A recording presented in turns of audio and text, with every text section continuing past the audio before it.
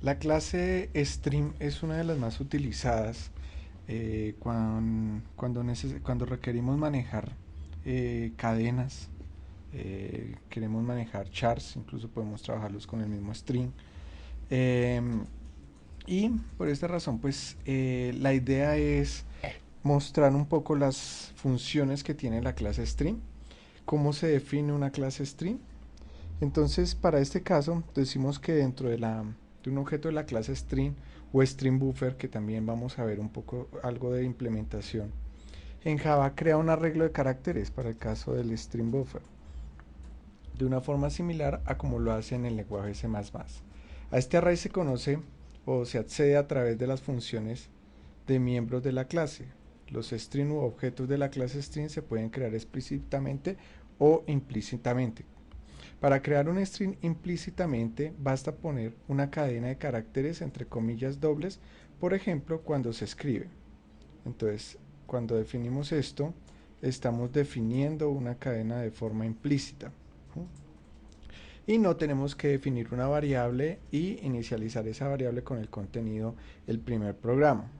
Java crea un objeto de la clase string automáticamente para crear un string y explícitamente escribimos. Entonces, tenemos aquí creando un string explícitamente. Entonces, ¿cómo se crea explícitamente? Entonces, definimos una referencia de tipo string, la instanciamos con new, recuerden que para instanciar es new string, y le coloco un contenido a esa variable, o sea que str queda con el valor del primer programa. También se puede escribir alternativamente string, es otra forma, pero por eso decimos que es muy particular porque es de los pocos objetos que permiten hacer esta definición así. Para crear un string nulo se puede hacer de estas dos formas. Entonces, un nulo, en realidad esto es vacío, ¿sí? Esto es decir vacío. Yo puedo crearme aquí otro de tipo string s igual a null, ¿cierto? O el simple hecho de instanciarlo, esta variable ya queda solamente instanciada, pero no tiene ningún contenido. O sea, tendría como solamente la instanciación, no tendría ningún valor. Un string nulo es aquel que no contiene caracteres, pero es un objeto de la clase string. Sin embargo, por ejemplo, aquí en este caso, definimos o declaramos una variable. En este caso, esto no contiene absolutamente nada, está apuntando absolutamente a nada. Está declarando este objeto str de la clase string, pero aún no se ha creado ningún objeto de esta clase, solamente se ha referenciado. ¿Cómo se obtiene la información acerca del string? Entonces, para ello, una vez creado el objeto de la clase string, podemos obtener información relevante acerca de un objeto a través de las funciones miembro. Para obtener la longitud, número de caracteres que guarda un string, se llama la función length. Entonces, en este caso, yo defino una variable que con el contenido, el primer programa, y a este utilizo la función length, y el length va a retornarme, entonces miramos acá que retorna, control espaciadora, y me retorna un entero. Ese entero se lo asigno a la longitud y lo imprimo posteriormente.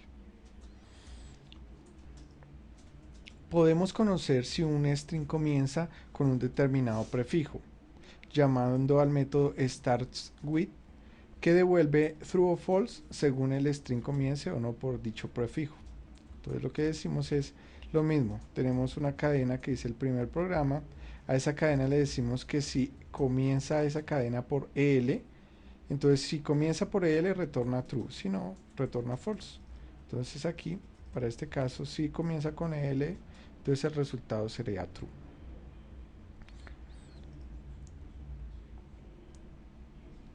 En, el, en este ejemplo, la variable resultado tomará el valor true. De modo similar, podemos saber si un string finaliza con un conjunto dado de caracteres mediante la función miembro endsWith. Así como hay una función startWith, hay una función endsWith que es inicio y final de la cadena. Entonces lo mismo, yo le voy a preguntar a la variable str7, el primer programa, yo voy a utilizar la función ends with y aquí le digo que si termina con programa. Entonces me va a retornar true para este caso. Si se quiere obtener la posición de la primera ocurrencia de la letra P, se usa la función indexOf.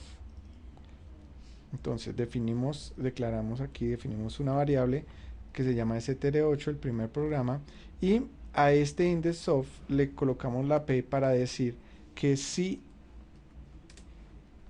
este string existe y en qué posición está, ¿no? O cuál fue su primera ocurrencia, ¿no?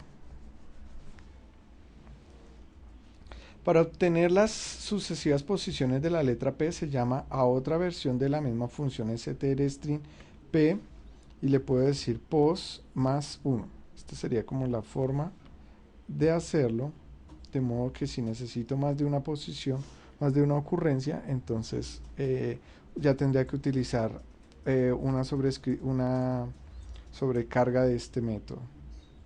Entonces aquí vemos que recibe un carácter, recibe un entero, recibe un carácter y desde qué posición quiero que me devuelva, o sencillamente recibe un entero y le digo desde qué posición quiero que me retorne. Otra versión del indexOf busca la primera ocurrencia del substring del string. En este caso decimos que coloco pro y él me va a retornar la posición donde ocurrió esta ocurrencia. Las comparaciones de string nos dan la